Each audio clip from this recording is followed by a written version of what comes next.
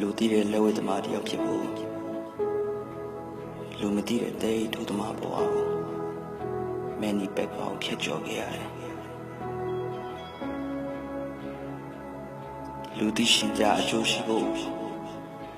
လူမတည်သူမတည်အကျိုးမရှိတဲ့စမ်းသပ်ချက်ပေါင်းများစွာနဲ့အဲ့ဒီစဉ်ဖြတ်ကျော်ခဲ့ရတယ်လူကြားမှာကြက်သိမ်းထလာအောင်လက်ဟန်ချီရနဲ့ပြောဟောနိုင်ဖို့အင်္ဂါမှန်ရှိမှာအခါကဟစ်လာလိချင်းခဲ့ရတယ်တကယ်က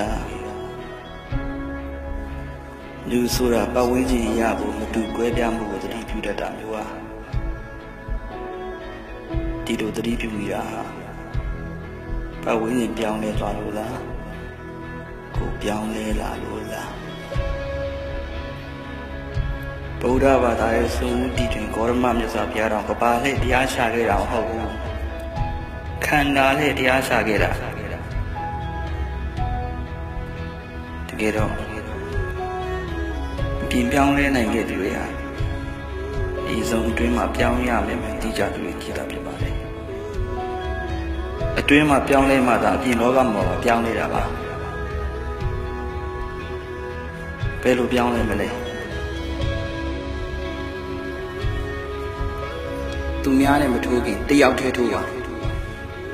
သူများရှိမပြခင်တယောက်တည်းဆန်းပါကဘာကိုမလုပ်ခင်ကိုလှုပ်ပါတလောကလုံးကိုပြောင်းရင်ကိုအရင်ပြောင်းလဲပါ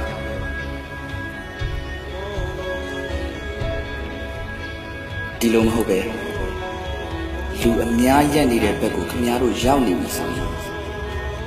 အဲ့ဒီအချိန်ခဏရက်လို့ပြန်သုံးသပ်ရတော့မယ်အချိန်ပဲဖြစ်စေ